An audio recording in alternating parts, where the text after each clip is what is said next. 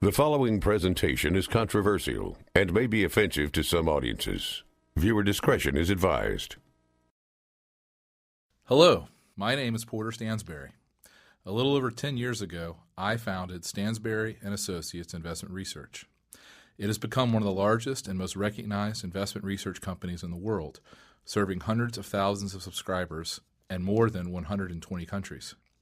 You may know of our firm because of the work we did over the last several years helping investors avoid the big disasters associated with Wall Street's collapse.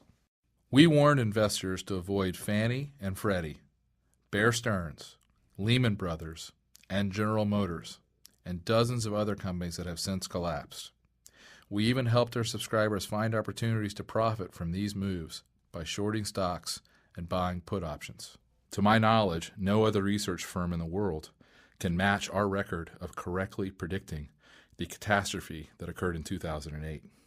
But that's not why I created this video. I reference our success and experience with Wall Street's latest crisis because we believe there is an even bigger crisis lurking, something that will shake the very foundation of America. And that is why I've spent a significant amount of time and money in the past few months preparing this video. In short, I want to talk about a specific event that will take place in America's very near future, which could actually bring our country and our way of life to a grinding halt. This looming crisis is related to the financial crisis of 2008, but it is infinitely more dangerous, as I'll explain in this video. As this problem comes to a head, I expect there to be riots in the streets, arrests on an unprecedented scale, and martial law enforced by the U.S. military. Believe me, I don't make this prediction lightly, and I have no interest in trying to scare you. I'm simply following my research to its logical conclusion. I did the same when I tracked Fannie and Freddie's accounting, the same with General Motors, with Bear Stearns and the rest. And when I began giving this warning in 2006, no one took me very seriously, not at first. Back then, most mainstream commentators just ignored me. And when I presented my case and exposed the facts at economic conferences, they got angry. They couldn't refute my research, but they weren't ready to accept the enormity of its conclusions either. That's why, before I go any further, I have to warn you. What I'm going to say is controversial. It will offend many people, Democrats, Republicans, and Tea Parties alike. In fact, I've already received dozens of pieces of hate mail. And the ideas and the solutions I'm going to present might seem somewhat radical to you at first, perhaps even un-American. My guess is, as you watch this video, you'll say, there's no way that could really happen. Not here. But just remember, no one believed me 3 years ago when I said the world's largest mortgage bankers, Fannie Mae and Freddie Mac, would soon go bankrupt. And no one believed me when I said GM would soon be bankrupt as well, or that the same thing would happen to General Growth Properties, the biggest owner of mall property in America. But again, that's exactly what happened. And that brings us to today. The same financial problems I've been tracking from bank to bank, from company to company, for the last 5 years have now found their way into the U.S. Treasury. I'll explain how this came to be and what it means is critically important to you and every American. The next phase in this crisis will threaten our very way of life. The savings of millions will be wiped out. This disaster will change your business and your work. It will dramatically affect your savings accounts, investments, and retirement. It will change everything about your normal way of life, where you vacation, where you send your kids or grandkids to school, how and where you shop, the way you protect your family and your home. I'll explain how I know these events are about to happen. You can decide for yourself if I'm full of hot air. As for me, I'm more certain about this looming crisis than I've been about anything else in my entire life. I know that debts don't just disappear. I know that bailouts have big consequences. And, unlike most of the pundits on TV, I know a lot about finance and accounting. Of course, the most important part of this situation is not what is happening, but rather what you can do about it. In other words, will you be prepared when the proverbial hits the fan? Don't worry, I'm not organizing a rally or demonstration, and I've turned down every request to run for political office. Instead, I want to show you exactly what strategies I'm using personally to protect and even grow my own money and how you can prepare as well. You see, I can tell you with near 100% certainty that most Americans will not know what to do when commodity prices, things like milk, bread, and gasoline, soar. They won't know what to do when banks close and their credit cards stop working, or when they're not allowed to buy gold or foreign currencies, or when food stamps fail. In short, our way of life in America is about to change, I promise you. In this video, I'll show you exactly what's happening. You can challenge every single one of my facts, and you'll find that I'm right about each allegation I make, and then you can decide for yourself. Will you act now to protect yourself and your family from the catastrophe that's brewing right now in Washington, D.C.? I hope so. That's why I made this video. I'm going to walk you through exactly what I'm doing personally and what you can do as well. I can't promise you'll emerge from this crisis completely unharmed, but I can just about guarantee you'll be a lot better off than people who don't follow these simple steps. But I'm getting ahead of myself. Let me back up and show you in the simplest terms possible what is going on, why I'm so concerned, and what I believe will happen in the next 12 months. In short, I believe that we as Americans are about to see a major collapse in our national monetary system and our normal way of life. Basically, for many years now, our government has been borrowing so much money, very often using short-term loans, that very soon we will no longer be able to afford even the interest on these loans. Again, I say these things as an expert in accounting and financial research. You may not think things are that bad in the U.S. economy, but consider this simple fact from the National Inflation Association. Even if all U.S. citizens were taxed at 100% of their income, it would still not be enough to balance the federal budget. We'd still have to borrow money just to maintain the status quo. That's absolutely incredible, isn't it? Yet I've never seen this fact reported anywhere else. Normally, I study these kinds of numbers when I'm looking at a business to invest in or to recommend to my readers. But lately, I've spent most of my time looking into our national balance sheet because as the banking system collapsed in 2008, all of the bad debts were absorbed by the world's governments. For example, when Fannie Mae and Freddie Mac collapsed in the summer of 2008, the U.S. government responded by simply guaranteeing all of their outstanding debt. Since then, these companies have recorded hundreds of billions of losses, all of which were passed along to the government. Yes, you can still get mortgages today, and yes, Freddie and Fannie are still in business. But the costs associated with these programs are piling up at the U.S. Treasury, and they are enormously expensive. These losses and trillions in other private obligations are now the responsibility of the U.S. government. The problem is, even before this crisis, our government was deeply in debt. With each additional commitment, we sink further and further into debt, closing in upon the moment that we can simply no longer afford even the interest payments on our obligations. According to even my most conservative calculations, using numbers provided by the Congressional Budget Office, a debt default by the U.S. government would be inevitable were it not for one simple anomaly, the one thing that has saved the United States so far. I'm talking about our country's unique ability to simply print more money. You see, the U.S. government has one very important weapon to use in this crisis. The U.S. is the only debtor in the world who can legally print U.S. dollars. And the U.S. dollar is known as the world's reserve currency. The dollar forms the basis of the world's financial system. It is what banks around the world hold in reserve against their loans. That's a secret that most politicians don't understand. As things stand now, the U.S. government can't go broke in any ordinary sense of the word because it can simply print dollars to pay for its bad debts. That's what it's been doing since March of 2009. That might sound pretty good at first. Since we can always just print more money, what's there to worry about? Well, let me show you.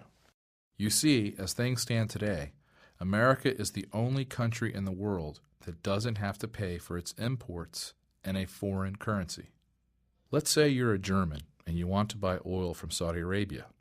You can't just pay for your oil in German marks or the new euro currency. because oil is priced in U.S. dollars.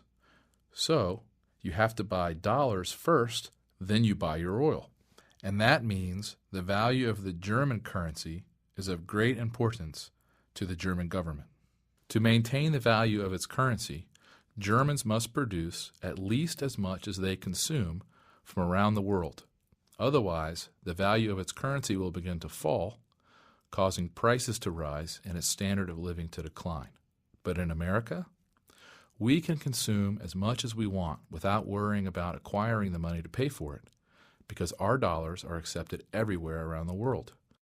In short, for decades now, we haven't had to produce anything or export anything to get all the dollars we needed to buy all the oil and other goods our country required. All we had to do was borrow the money. And boy, did we.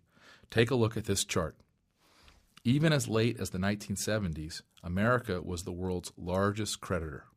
But by the mid-1980s, we'd become a debtor to the world. And since the late 1990s, we've been the world's largest debtor.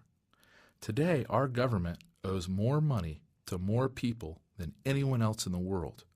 And that was before the financial crisis. In short, with all of these bad debts piling up, we've had to begin repaying our debts by printing trillions of new dollars.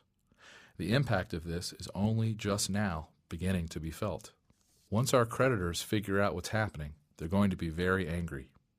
I believe they will either completely stop accepting dollars in repayment or greatly discount the value of these new dollars.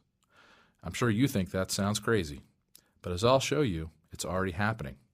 And that will make our consumption-led way of life impossible to afford. Just think about the price of oil. Access to cheap oil has been America's #1 gift of owning the world's reserve currency. This has made gas cheaper in the U.S.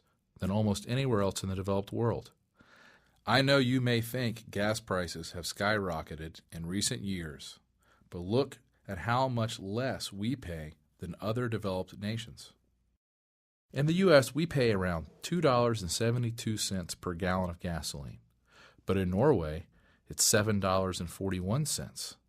Berliners pay $6.82. The Brits fork over $6.60 a gallon. It's $6.40 in Rome, $6.04 in Paris. Tokyo, gas costs $5.40 a gallon, and our neighbors to the north are paying $3.81 in Toronto. If oil is no longer priced in dollars, the price of oil for Americans will skyrocket immediately. It will change our lives overnight. Airline travel will get much more expensive. The cost to ship goods by truck to grocery stores around the country will get much more expensive. Farming itself will get a lot more costly. So will commuting to work, taking a taxi. Just about everything we do will suddenly get much more expensive. And remember, in order for prices to start skyrocketing, all that has to happen is that other countries start preferring payments in something besides U.S. dollars. The U.S. dollar has been the world's reserve currency for decades now, so most Americans don't have a clue about what the repercussions are of losing this status. You might think this could never happen, but it happens all the time when countries get too far in debt, or when they consume too much or produce too little. In fact, the same thing happened to Great Britain in the 1970s. Most people don't know this, but British sterling was the reserve currency for most of the world for nearly 200 years, for most of the 18th and 19th centuries. It continued to play this role until after World War II, when America was forced to prop up Britain's economy with foreign aid. Remember the famous Marshall Plan, when we gave billions to help European countries rebuild? Unfortunately, though, Britain pursued a socialist national agenda. The government took over all of the major industries. Like Barack Obama, Britain's leaders wanted to, quote, spread the wealth around. Pretty soon, the country was flat broke. The final straw for Britain came in 1967, when things got so bad the Labour Party, which is the socialists, decided to devalue the British currency by 14% overnight. They believed this would make it easier for people to afford their debts. In reality, all it did was make anyone holding British sterling 14% poorer overnight. It made everything in Britain much, much more expensive in the coming years. For the country as a whole, it ushered in one of the worst decades in modern British history. Most Americans don't know anything about Britain's winter of discontent in the late 1970s when the government put a freeze on wages. There were continuous strikes in nearly every sector: gravediggers, trash collectors, even hospital workers. Things got so bad at one point that many hospitals were reduced to accepting emergency patients only. In 1975, inflation in Britain skyrocketed to 26.9% in a single year. The government also imposed what was known as the 3-day week in 1974. In short, businesses were limited to using electricity for only 3 specified consecutive days each week, and they were prohibited from working longer hours on those days. Television companies were required to cease broadcasting at 10:30 p.m. to save electricity. The extreme problems in the economy led Britain to being nicknamed the sick man of Europe. Just how bad were things exactly? Well, listen to the experiences of several Brits. Their stories were collected recently by the BBC television channel. John Blackburn from Wetherby said, I was a control engineer at Huddersfield Power Station at the time, and part of my duty was to switch off the supply to various substations around the town according to an official rota. On many an evening shift, I would have to switch off the power to my own home before going back for a candle-lit supper. Richard Evans from London recalls, My mother had to cross a picket line to get into the maternity hospital. They told her she couldn't come in. My grandmother had to bring in food for her to eat and clean towels and bedding. And David Stoker from Guildford said, I lived in the northeast near Newcastle, and I vividly remember my grandmother and I walking from one shop to another in search of candles. All were sold out. Innovative butchers placed string down cartons of drippings which we bought. These worked, although the smell and risk of fire made them less practical than candles. Imagine, Britain was a global superpower for 150 years, but when they started intentionally devaluing their currency, things went straight downhill. Maybe you don't think something similar can happen here, but I'm telling you, it's already underway. In fact, the exchange value of the U.S. dollar has fallen about 8% so far this year, and its rate of decline is accelerating. What happened to the British currency is now happening to the U.S. dollar. Not only will the price of gas, oil, and other commodities skyrocket in America, almost everything we consume will immediately get more expensive. All the clothing, furniture, and household goods we import from China, all the food we get from Central and South America, all the electronics, television, computers, and cars we get from Asia and Europe. In fact, it's happening right now before our eyes. The price of gold is up 85% since the start of the financial crisis. Oil prices have doubled. Soybeans are way up. Copper prices are up more than 170% since 2009. Cotton prices are up 80% in just the past few months, since July of this year. As Wesley Card, the head of a clothing company that includes brands like Dockers and Anne Klein, was recently quoted by the Epoch Times. It's really a no-choice situation, he said. Prices have to come up.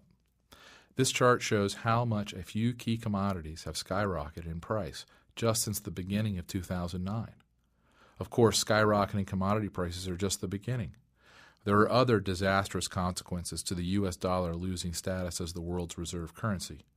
For example, there would be much less demand for U.S. dollars around the globe, so interest rates will skyrocket. Instead of getting a mortgage at today's incredibly low rates of 4.5%, it might cost you 8%, or even 10%, or 15%. Imagine what that would do to housing prices.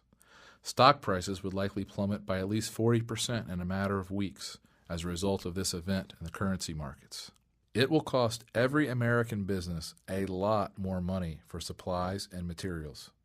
No one will be able to get a loan, and no bank will want to make loans. In short, when the U.S. dollar loses its spot as the world's reserve currency, it will cause a brutal downturn in the economy, which I expect will be about 10 times worse than the mortgage crisis of 2008. You see, what will also happen as a result of this currency crisis and the end of the U.S. dollar as the world's reserve currency will be massive inflation, the likes of which we've never seen before. When everyone is trying to get rid of their dollars, the government is printing more and more to pay debts, and no one wants to own them, the crisis will reach epic proportions. Just look, for example, at what happened to one European country that faced this type of crisis in the 1990s. This is what happens during a major hyperinflation in the real world. By the early 1990s, the national government of one European nation had spent nearly all of its savings. What did they do next? Simple. They began to steal the savings of private citizens by limiting people's access to their money in government-controlled banks. To finance the daily operations of maintaining their basic infrastructure, the government started printing money big time. Even so, the country's basic infrastructure began to fall apart. There were potholes in the street, broken water pipes, elevators that never got repaired. Entire construction projects simply shut down. At this point, the unemployment rate was more than 30%. Not too bad, right? But it got worse, much worse. You see, once you start down the dangerous road of printing money, things can get extremely bad very quickly. As San Jose State University economics professor Dr. Thayer Watkins explains, the government tried to counter the inflation by imposing price controls. But when inflation continued, the government price controls made the price producers were getting so ridiculously low that they simply stopped producing. Bakers stopped making bread. Slaughterhouses refused to sell meat to the stores, and other stores closed down. So what did the government do next to try to curb inflation? Well, one bright idea they had was to force stores to fill out government documents every time they increased prices. They thought this would slow down price increases because the paperwork would take so much time. But like many government plans, this one had terrible unintended consequences. Since stores had a dedicated employee to do nothing but register the paperwork, and since the process took so long, stores began to raise prices on basic goods at even higher rates so that they didn't have to come back and file more paperwork. Incredible, isn't it? Then, of course, the government did what all governments do during periods of hyperinflation. They created a new currency, which basically removed 6 zeros from the old one. So 100 million old units were soon worth 100 new units. Of course, this didn't work either. It never does. Between October 1993 and January 1995, prices increased by, get this, 5 quadrillion %. That's a ridiculous number. In other words, a loaf of bread that cost $1 in 1993 suddenly costs $50 trillion. Yes, that's 50 trillion. I know it's laughable, but I can guarantee that the people of this once proud European country weren't laughing one bit, especially those living on a fixed income. Of course, at this point, the country completely fell apart. As Dr. Thayer Watkins wrote, quote, "The social structure began to collapse.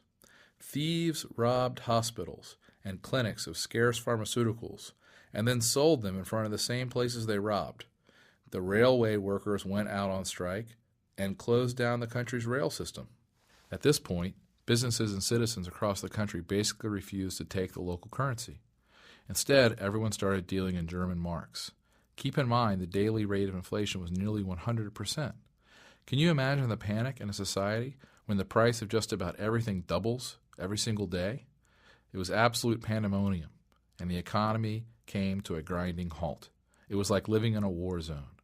Truckers stopped delivering goods. Stores, restaurants, gas stations all shut down. In fact, the only way to get gas was to buy it on the side of the road from someone selling it out of a plastic can. Steve Henke, an economics professor at Johns Hopkins, wrote, "People couldn't afford to buy food in the free market. They kept from starving by either waiting in long lines at state stores for irregularly supplied rations of low-quality staples or by relying on relatives who lived in the countryside. For long periods, all of the gas stations were closed, with the exception of one station that catered to foreigners and embassy personnel. People also spent an inordinate amount of time at the foreign exchange black markets, where they traded huge piles of near-worthless money for a single German mark or U.S. dollar note. The number of operating buses dropped by 60%, and buses were so crowded that drivers couldn't even collect fares. Government-ordered blackouts left people without heat and electricity for long periods of time. In another ridiculous government move, They actually made it illegal not to accept a personal check. Imagine you could write a check, and in the several days that it typically takes for a check to clear, inflation would wipe out almost all of the cost of covering your check. Of course, as is typical, the government took none of the blame. As Dr. Thayer Watkins reported, the government's official position was that the hyperinflation occurred because of the unjustly implemented sanctions against the people and state. Again, I know what you're thinking. Just because it happened in Europe doesn't mean it can happen here. Well, guess what? The same thing that happened in this European country, Yugoslavia, also just happened in Iceland and Greece, but on a less dramatic scale. Of course, the only reason the situations in Greece and Iceland weren't worse is because of giant foreign bailouts. That's right. There's more debt to solve the problem of already existing insurmountable debts. It's all coming to a head soon, much sooner than people think. Remember, too, that in roughly the past 100 years, this type of debt crisis has reared its ugly head in Germany, Russia, Austria, Poland, Argentina, Brazil, Chile, Poland, the Ukraine, Japan, and China. I believe it will soon happen right here in the United States. Don't believe me? Well, the truth is that it's already happening at the local and state levels. Take a look. According to the Center on Budget and Policy Priorities, a Washington, D.C. based think tank, at least 46 states face huge budget shortfalls for 2011, on top of the deficits they still haven't completely figured out for 2010. The center reports that the total state budget shortfall could reach $160 billion in 2011. And although many states got federal help over the past year, that aid is now gone. So, what are these desperate governments trying to do? You won't believe their proposals. The state of Arizona, for example, announced earlier this year that it is selling $735 million worth of government-owned buildings, but will still occupy them by paying a 20-year lease. The government is selling the legislative buildings, the House, the Senate, the state Capitol Executive Tower, the state fairgrounds, even prisons. In California, the state has taken the radical step of opening its prison doors and releasing thousands of inmates. About 11% of the state budget goes to the penal system. That's more than they spend on higher education. So California is slashing the number of inmates by 6,500 people next year. In other words, they're cutting loose about 4% of the prison population. Incredibly, other states, including New York, may do the same thing. In Georgia, the government is proposing taking out dead peasant policies on state employees. When these folks die, the money won't go to the dead person's family, but to the state's coffers to help pay for more programs, insurance, and pension liabilities. It's simply incredible, isn't it? State and municipal governments are so broke and so desperate that they are taking unprecedented steps to at least temporarily avoid bankruptcy. Nearly every state in the union is talking about legalizing some form of gambling to boost tax revenue. California still wants to legalize marijuana, even though it was defeated in the recent election. Of course, none of these ridiculous steps will work in the long run. And the truly amazing thing is that the U.S. federal government is in even worse shape than the local governments. The only reason we haven't seen the full brunt of this crisis yet on the federal level is because we've just continued to pile on more and more debt. The states can't print money, but the federal government can, at least for now. And for the moment, this is all that is preventing a currency collapse of unprecedented proportions. This is the important point. What most people don't realize is that the U.S. government can only continue printing dollars as long as the U.S. dollar remains the world's reserve currency. In other words, this is all going to fall apart much sooner than people think. In fact, it's already happening. The first steps are already well underway. It's happening right now before our very eyes. I can't stress this enough. You need to act now in order to protect your assets and grow your savings in the next few years. In the next few minutes, I'm going to show you exactly how I'm protecting my own money and what I recommend doing with yours.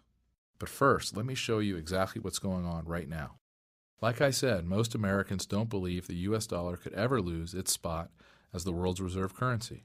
But I'm here to tell you this process is already well underway. For example, although it went almost completely unreported in the U.S. press, Last fall, a group of the world's most powerful countries, including China, Japan, Russia, and France, got together for a secret meeting without the United States being present or even knowing about the meeting. Veteran Middle East reporter Robert Fisk reported on this event in Britain's independent newspaper. In the most profound financial change in recent Middle East history, Gulf Arabs are planning, along with China, Russia, Japan, and France, to end dollar dealings for oil, moving instead to a basket of currencies, including the Japanese yen, Chinese yuan, the euro, gold, and a new unified currency planned for the nations in the Gulf Cooperation Council, including Saudi Arabia, Abu Dhabi, Kuwait, and Qatar. Fisk also interviewed a Chinese banker who said this: These plans will change the face of international financial transactions. America and Britain must be very worried. You will know how worried by the thunder of denials this news will generate.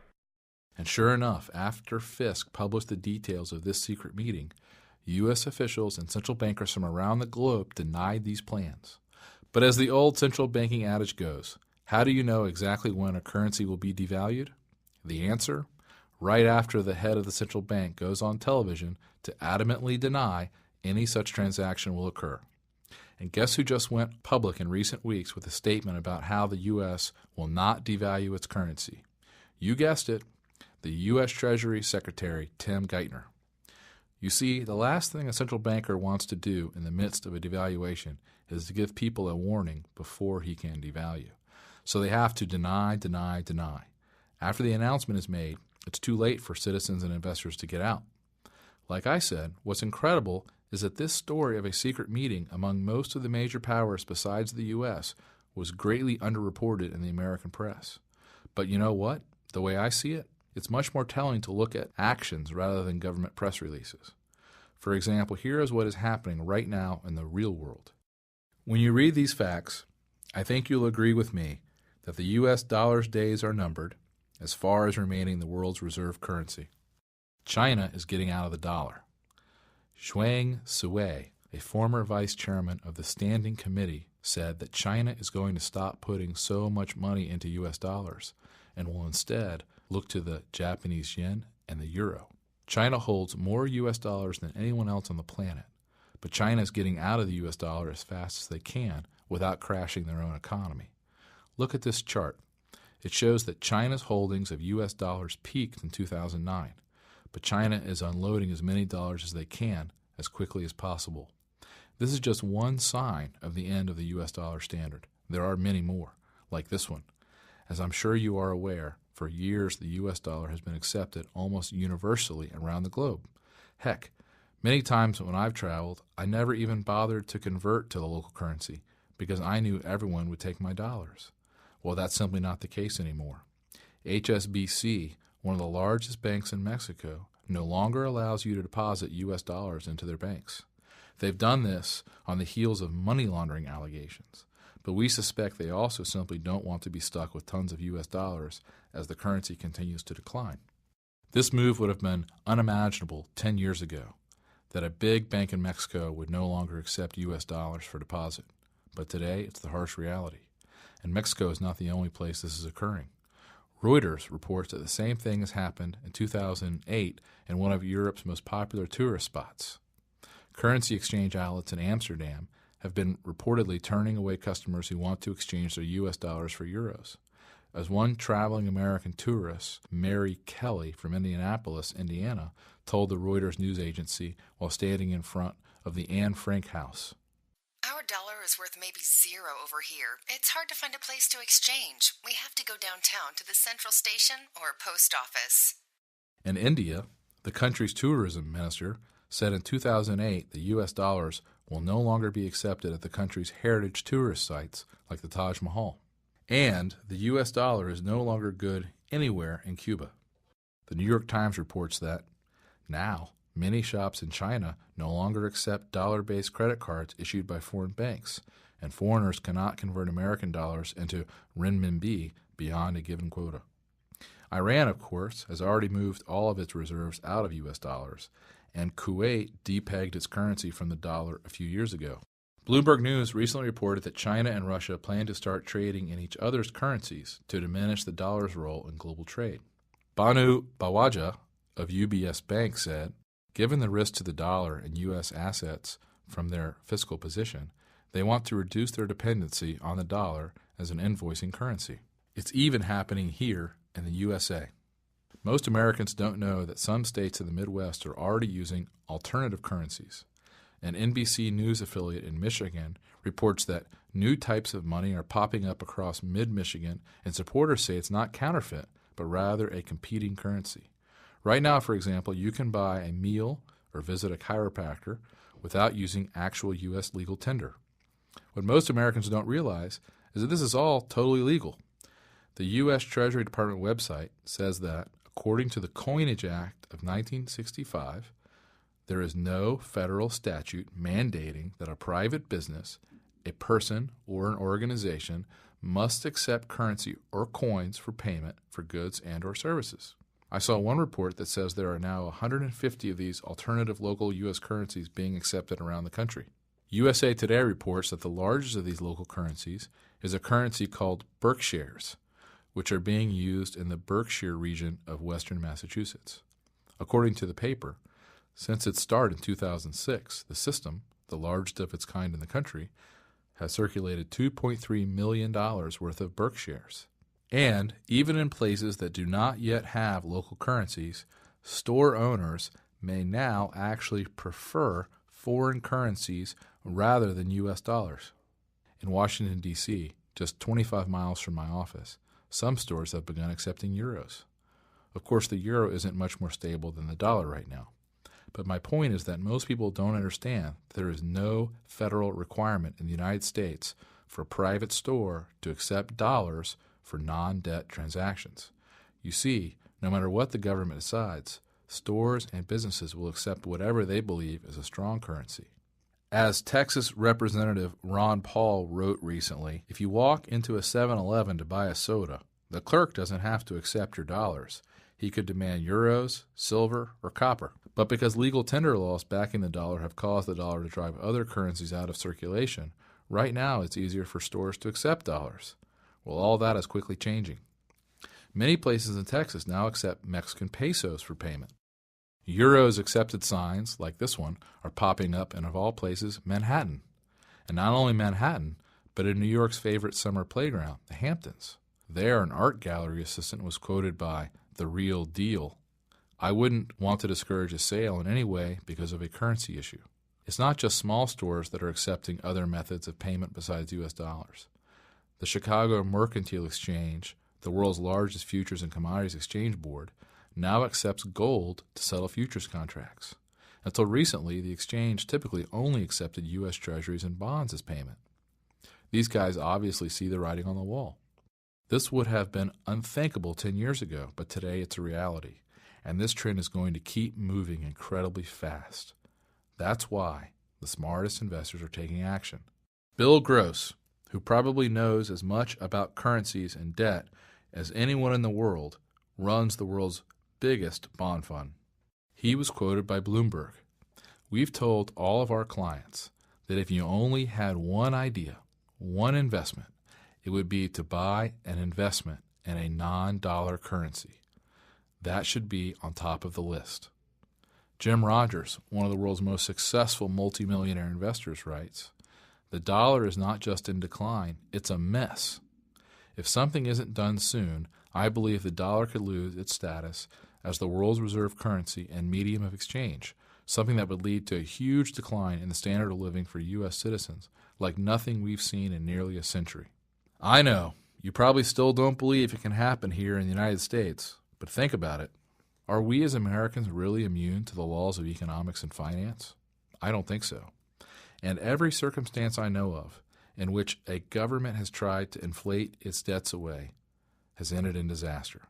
It will happen here too. As Jim Rogers says, history teaches us that such imprudent monetary and fiscal behavior has always led to economic disaster.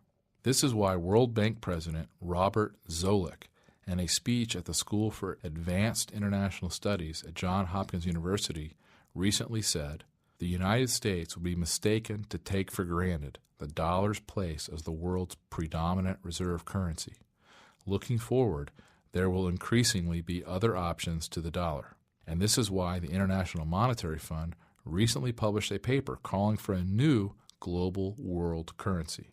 A paper entitled Reserve Accumulation and International Monetary Stability, written by the Strategy, Policy, and Review Department of the IMF, recommends that the world adopt a global currency called the Bancor, with a global central bank to administer the currency. The report is dated April 13th, 2010. And no, unfortunately, this is not just a bad rumor. This is a deadly serious proposal and an official document from one of the most powerful institutions in the world. Do you see where this is all heading? As Brazilian economist and strategist Ricardo Amaral wrote recently, the U.S. dollar served its purpose since the end of World War II and became the major foreign exchange reserve currency. But the days of the U.S. dollar playing that special role has reached the end of the line, since today that system is very sick and is dying a slow death. Mr. Amaral added that we will soon see the major collapse of the U.S. dollar, creating the biggest international monetary crisis the world has ever seen. This is why gold and silver prices are soaring. It's not a matter of if the U.S. dollar will lose its status as the world's reserve currency. It's simply a matter of when. Investors know there are serious problems with the U.S. dollar, so they are fleeing to precious metals, which have historically been very reliable when a country has major currency problems. It's not hard to see why people are no longer accepting U.S. dollars, why many foreign countries are pushing for a new world reserve currency. The good news is, no matter what happens, I found several ways for you to protect your savings, and you could potentially even make 3 to 5 times your money over the next few years. I'll show you exactly what to do in a moment. But first, let me explain why the collapse of the dollar as the world's reserve currency could happen much sooner than most people expect. I know many of my friends, colleagues, and family members are still in serious denial. In the world of psychology, they call this the normalcy bias. You see, the normalcy bias actually refers to our natural reactions when facing a crisis. The normalcy bias causes smart people to underestimate the possibility of a disaster and its effects. In short, people believe that since something has never happened before, it never will. We are all guilty of it. It's just human nature. The normalcy bias also makes people unable to deal with a disaster once it has occurred. Basically, people have a really hard time preparing for and dealing with something they have never experienced. The normalcy bias often results in unnecessary deaths in disaster situations. For example, think about the Jewish populations of World War II. As Barton Biggs reports in his book, Wealth, War, and Wisdom, by the end of 1935, 100,000 Jews had left Germany, but 450,000 still remained. Wealthy Jewish families kept thinking and hoping that the worst was over. Many of the German Jews, brilliant, cultured, and cosmopolitan as they were too complacent. They had been in Germany so long and were so well established, they simply couldn't believe there was going to be a crisis that would endanger them. They were too comfortable. They believed that Nazis' anti-Semitism was an episodic event and that Hitler's bark was worse than his bite. They reacted sluggishly to the rise of Hitler for completely understandable but tragically erroneous reasons. Events moved much faster than they could imagine. This is one of the most tragic examples of the devastating effects of the normalcy bias the world has ever seen. Just think about what was going on at the time. Jews were arrested, beaten, taxed, robbed, and jailed for no reason other than the fact that they practiced a particular religion. As a result, they were shipped off to concentration camps. Their houses and businesses were seized. Yet most Jews still didn't leave Nazi Germany because they simply couldn't believe that things would get as bad as they did. That's the normalcy bias, with devastating results. We saw the same thing happen during Hurricane Katrina. Even as it became clear that the levee system was not going to work, tens of thousands of people stayed in their homes directly in the line of the oncoming waves of water. People had never seen things get this bad before, so they simply didn't believe it could happen.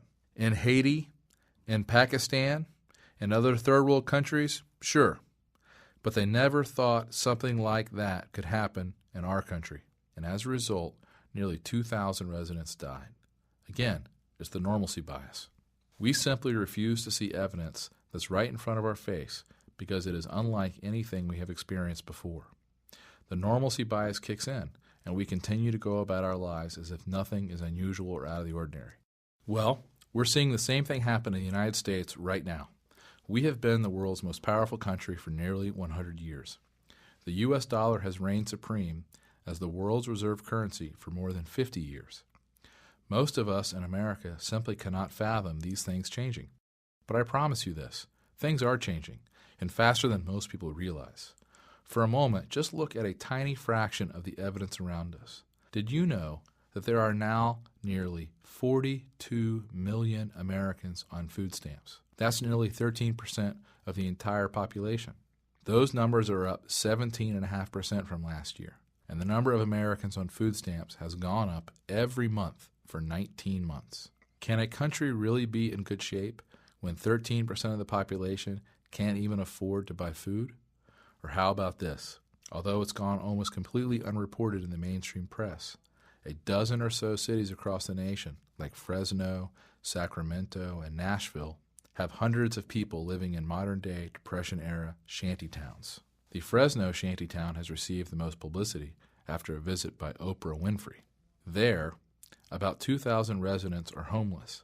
They even have a security desk at the shelter because the encampment has gotten so large. City officials say they have 3 major encampments near downtown and smaller settlements along 2 local highways. Also, according to a recent article on MSN Money, about 43% of American families spend more than they earn each year. Look at this chart. It's unbelievable. The average household carries $8,000 in credit card debt, and personal bankruptcies have doubled in the past decade. How in the world can we possibly spend our way out of the current crisis? We certainly can't do it with savings. The only answer is to print more money, which will hasten the fall of the U.S. dollar as the world's reserve currency.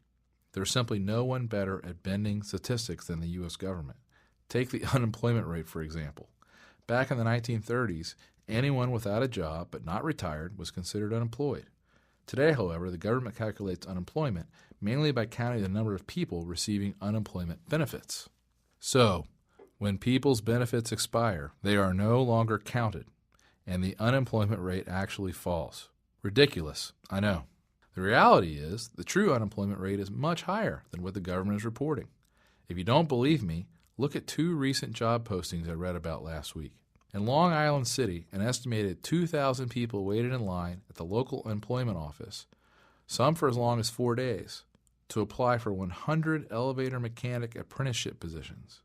And in Massillon, Ohio, 700 people recently applied for a single janitorial job, paying $16 an hour plus benefits. The point is, our country is not growing jobs because the government makes it harder and harder for businesses. With current regulations in place, our country will never experience the type of growth necessary to dig our government out of the hole they've put themselves in. I'm sure you think I'm exaggerating, but just look at what the CEO of one of America's most important companies said a few weeks ago.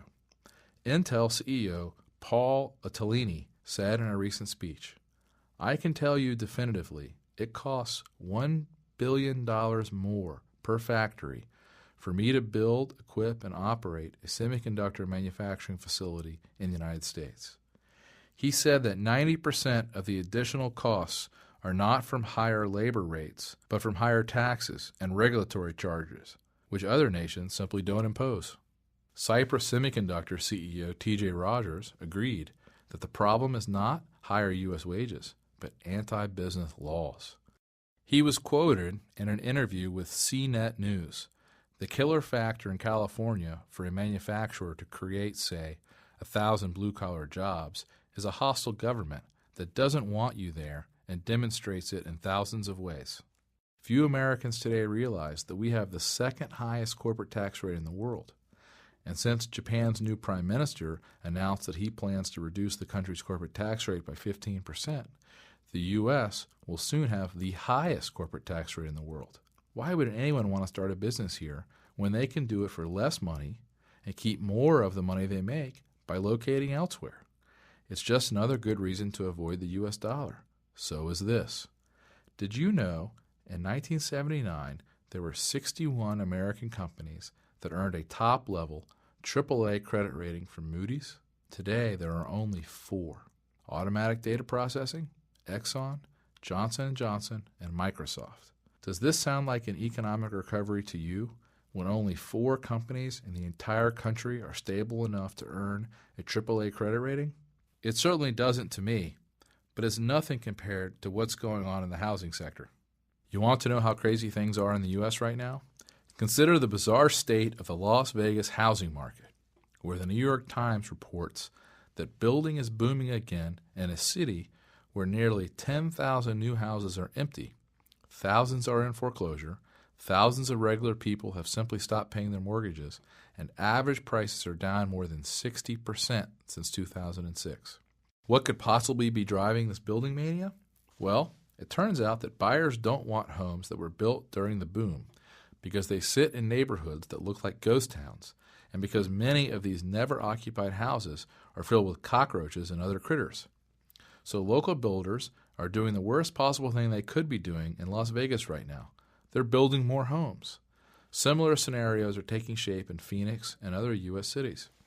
Of course, this might look good for economic numbers, but all it does is make the situation much, much worse in the long run. Want to see another crazy trick some businesses are using to artificially boost their earnings? This is just incredible to me. If you've been reading my work at all over the past few years, you know that I am extremely bearish on the for-profit education sector, such as the University of Phoenix.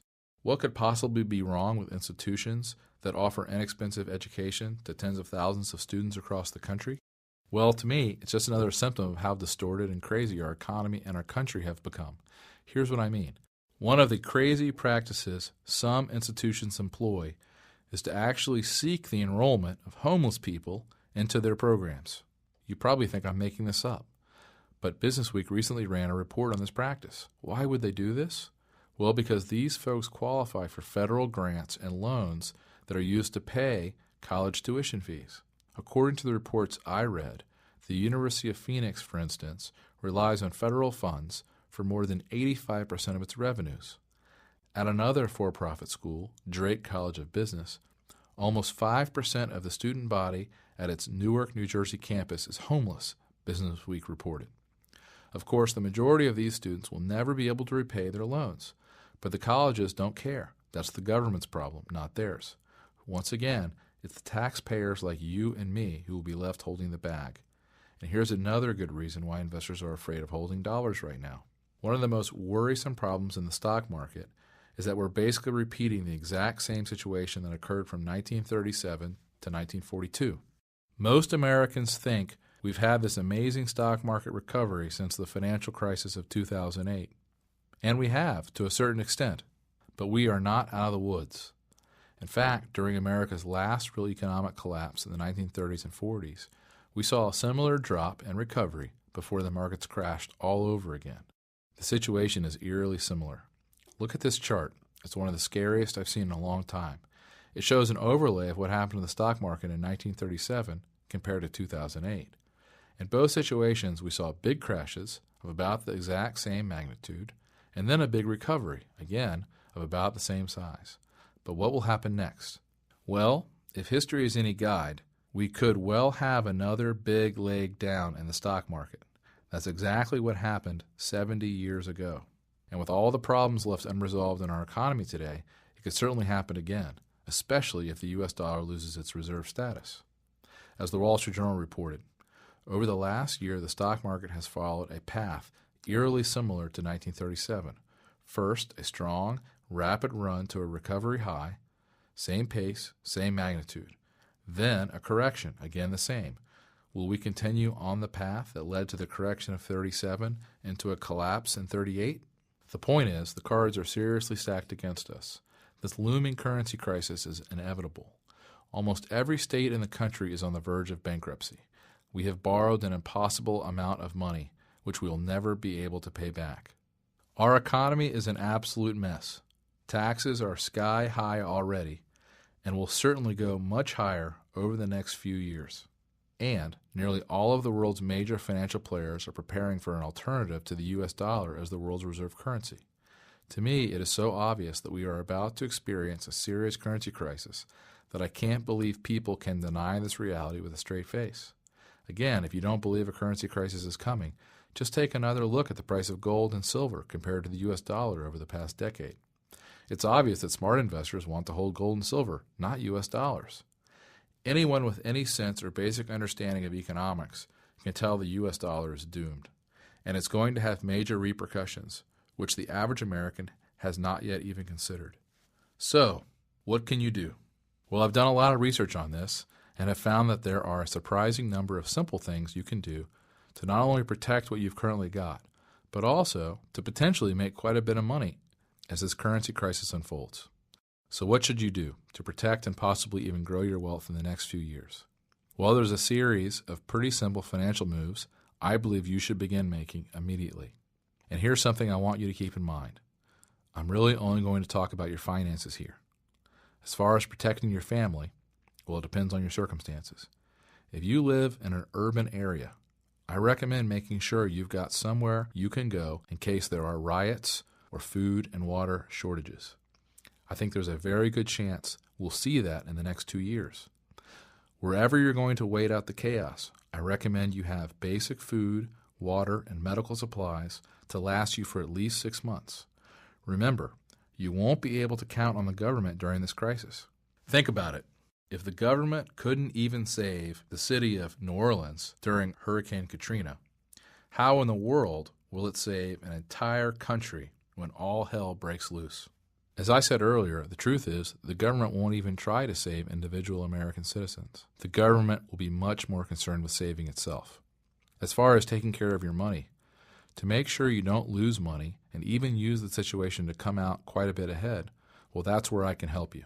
All of the moves I recommend are simple and fairly straightforward to implement, at least right now.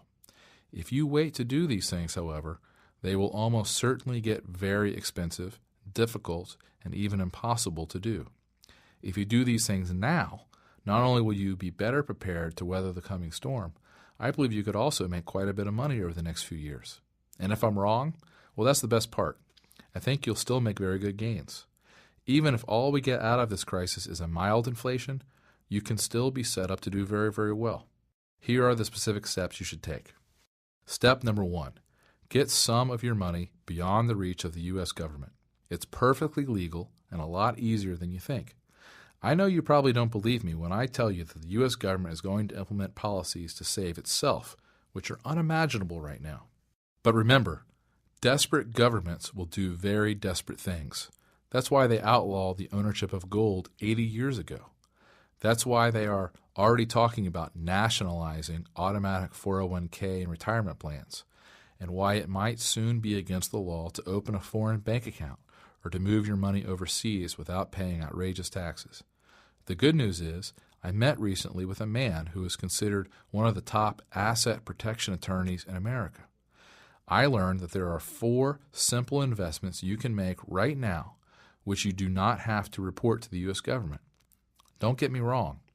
When and if you ever sell these things years down the road, you are still required to pay taxes on your gains. But the great thing is, while you are holding these investments, so long as you play by the rules, neither you nor anyone else is required to report them to the government. This benefit should be obvious. The less the government knows about where you have your money, the better. They simply will have a very hard time taking what they don't know you have. I am personally putting a fairly significant portion of my portfolio into one of these assets. Now, I'm not going to tell you exactly what I'm doing here in this video, but I will explain everything in full detail in my new report called The 4 Investment Assets You Do Not Have to Report to the U.S. Government, and I will gladly send you a copy free of charge. In addition to explaining how I'm protecting my own money, I'll show you 3 other places you can put your money which you legally do not have to report to the U.S. government.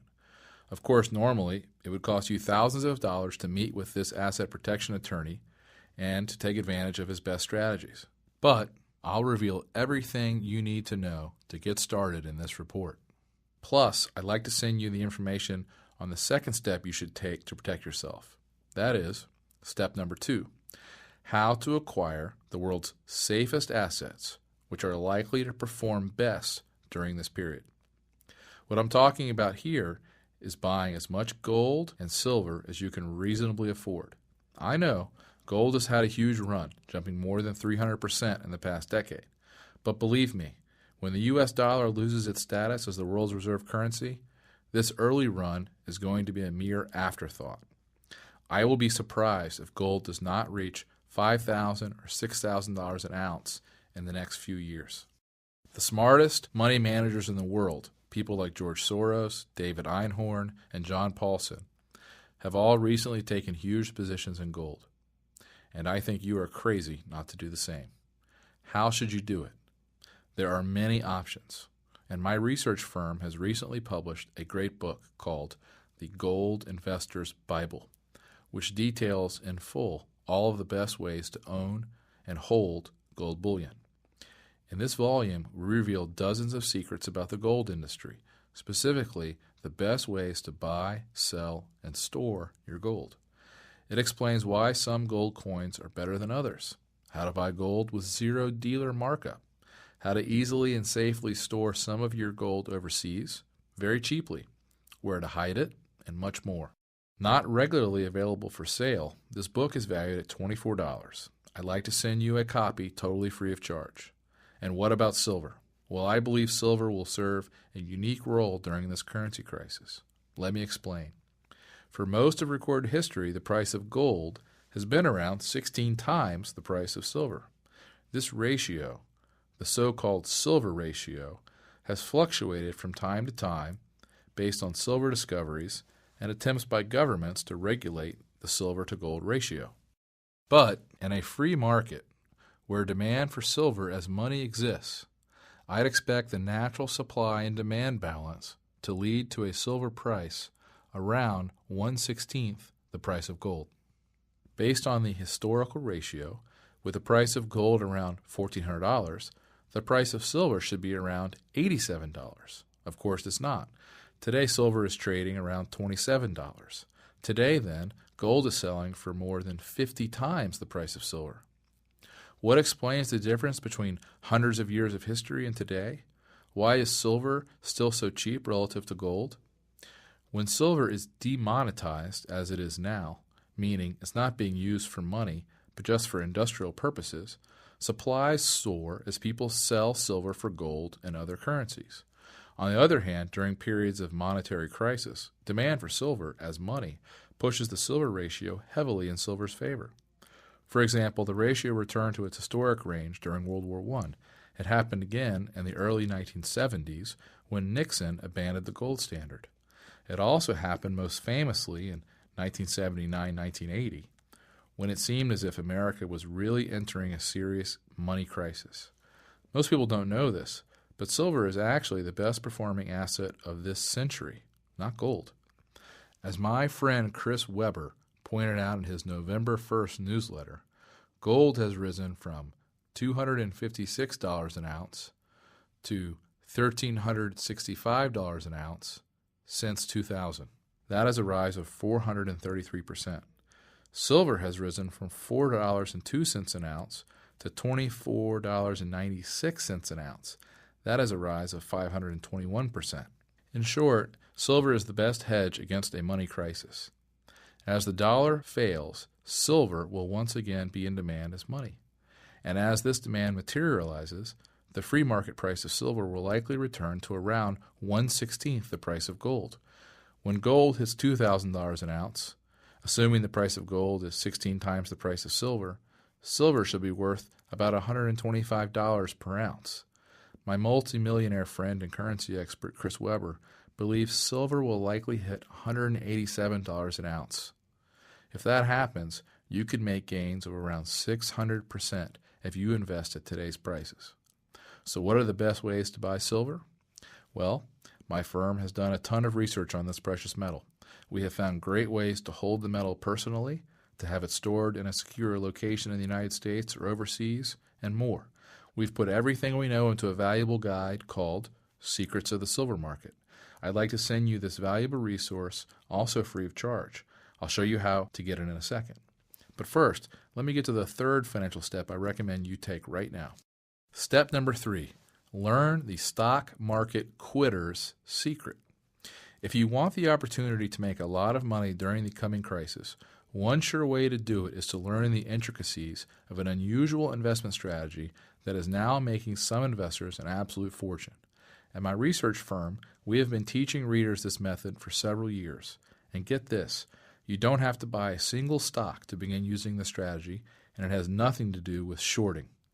In a nutshell, this is an approach that can enable you to safely extract gains of exactly 100% from the market over and over again without ever owning or touching a stock. Keep in mind, the most you can make using this strategy is 100%. And, as with all investments, there is some risk involved. Also, it's important to note that this strategy will probably not be right for everyone, but it can be so safe and easy. Once you learn how it works, you might decide to never buy ordinary stocks ever again. Like these folks I taught the secret to in recent years. Last March, for example, Peter Koss of Boise, Idaho, quit stocks and used this secret instead. He says he now makes an average of $10,000 per month with his investments. Randy Bowman of Annapolis, Maryland, also quit stocks. So far, he's made over $87,500. Bernard Henderson of Carmel, Indiana, now collects an average of $100 a day. Another investor, Harold Welchick of New Brunswick, New Jersey, has made over $20,000 using this technique. Tim Hewitt from Sacramento probably put it best when he wrote me and said, "This has saved my portfolio." I repeat, to begin using this investment strategy, you do not have to touch the stock market. You do not have to buy anything in the options market either. That's why financial author Lee Lowell writes, "I've been a professional trader for 17 years, but many people have never heard of this strategy, let alone used it. This is a great way to get your hands on instant cash." Pulitzer Prize winning author James Stewart learned this secret recently and said, "These payouts are so rich, I consulted a colleague to make sure they were real." This seldom understood strategy is how we've helped dozens of people make incredible gains, even in a terrible stock market. And in all likelihood, when the stock market gets really bad, as I expect it soon will, this will be an incredibly lucrative and safe strategy. I'll show you exactly how this investment strategy works and how you can take advantage of it immediately starting today.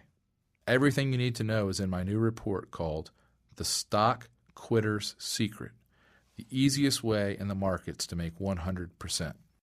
As the stock market begins to unravel, this incredible technique will likely get more and more lucrative. And that brings me to step number 4. Make sure you own the one asset that can help save you and your family no matter how bad things get. There's no telling exactly how bad things are going to get as this crisis unfolds. I firmly believe there could be riots, marches in the street, bank runs, massive arrests, and periods of uncontrollable mayhem, at least for several months as things begin to unravel. But the good news is that there is one asset you can own, now widely available in America, which should help protect you and your family from this chaos, and could also likely make you a fortune in the years to come. I'm not talking about guns or bonds or gold or other precious metals or anything like that. And of course, this has absolutely nothing to do with the stock market. What I'm talking about is a very powerful asset that wealthy families have used for centuries to protect themselves and to preserve and build their fortunes. One study tracking this asset shows it has absolutely crushed the stock market between 1970 and 2009 by returning more than 10,000% more than stocks during that period. This investment absolutely destroyed the returns of gold as well, beating it by more than 9,000% over the same period. Look at the gains of the blue line on this chart compared to the returns of stocks and gold. Multimillionaire investor Barton Biggs wrote, "This type of asset throughout history protected both your wealth and your life." During World War II, for example, when millions of families lost their entire life savings through inflation or government seizure, this was the one asset that enabled some families to protect, preserve, and grow their money. What the average American doesn't realize is that many of the richest people in the United States have a significant ownership stake in this asset. The Walton family of Walmart fame, Bill Gates, Ted Turner, the Hilton family, Charles Schwab, Microsoft billionaire Paul Allen, the Hunt family of Texas oil fame, the Hearst family, the Ford family, and more. As I mentioned, you can easily make this investment today here in America. Probably less than 1% of the population owns it today, but it is readily available and fairly inexpensive. I've written up all the details on everything you need to know. My full report is called The World's Most Valuable Asset in a Time of Crisis. There are several ways to make this investment. I'll show you what they are. Like I said, this has nothing to do with stocks, bonds, precious metals, guns, medicine, or anything like that. Yet it could save your family, could make you very wealthy in the coming years. As my multi-millionaire friend Doug Casey says, it's the one thing you should own in the years to come. I don't want to say any more about it other than that here in this video. The truth is, the fewer people who know about this investment secret, the better. So how can you begin taking these simple steps right away? Well, my company, Stansberry & Associates Investment Research, is a financial research firm. We have a staff of about 50 people, and our main objective is to find safe and profitable investment ideas that you are not likely to hear about anywhere else. Since we started this business a decade ago, the ideas we publish have helped a lot of people make a lot of money. Harold Thiessen from Montana wrote recently to say, "My IRA has gone from a low of $315,000 to the present high of $952,000. I can only thank your Redditors for changing my life so much." Dan Coffin from San Diego also contacted us recently to say, "Since joining, my portfolio has grown by several $100,000. I look forward to a long and prosperous relationship." We even got an interesting note recently from a reader named Ulysses Reuter, who says he's been making a small killing, enough to buy this nice-sized boat and a house in Mexico. He writes, "We took delivery of her 3 weeks ago and are cruising the Bahamas. In October, we will take her through the Panama Canal over to the Pacific side, since I just bought a home in Mexico." Then there was a nice note from Mitchell Donovan from Ithaca, New York. He said, "I was working long hours with overtime to make a living when I joined you. The excellent results have allowed me to retire early." Believe me, nothing makes me feel better than receiving notes like these. But I'd have to tell you, right now, I am really worried that a lot of our subscribers and many, many hardworking Americans are going to get caught totally by surprise when this inevitable crisis hits. That's why I created this video. That's why I'd like to send you the full details on exactly how I believe this is all going to unfold, and exactly how to protect yourself and even prosper during this crisis. Remember, the government is not going to save you. You can either let things happen to you, or you can take a few simple steps and take charge of your family's fate. Please, just give the work I've done a look. I believe you will have all the information you need at your disposal. The best part is, you can take a look at my research and receive everything I've mentioned here at absolutely no risk or obligation. Simply let me know you'd like to take a trial subscription to my monthly newsletter called Stansberry's Investment Advisory, and I will immediately rush you Research Report Number 1, the 4 investment assets you do not have to report to the U.S. government. Research Report Number 2, the Gold Investor's Bible. Research Report Number 3, Secrets of the Silver Market. Research Report Number 4, The Stock Quitter's Secret, the easiest way in the markets to make 100%. Research Report Number 5, The World's Most Valuable Asset in a Time of Crisis.